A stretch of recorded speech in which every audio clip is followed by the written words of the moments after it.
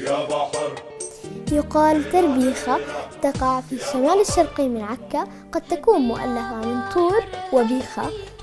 إلى فرقة فنية اسمها فرقة عطيه القدس للفنون والتراث. طبعا هاي الفرقة مكونة تقريبا من 30 عضو. أهداف الفرقة هي تربوية، كمان تعليمية هادفة.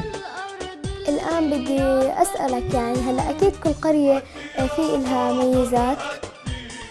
أبي معلم شاطر له أقلام ودفاتر ووراق كثير.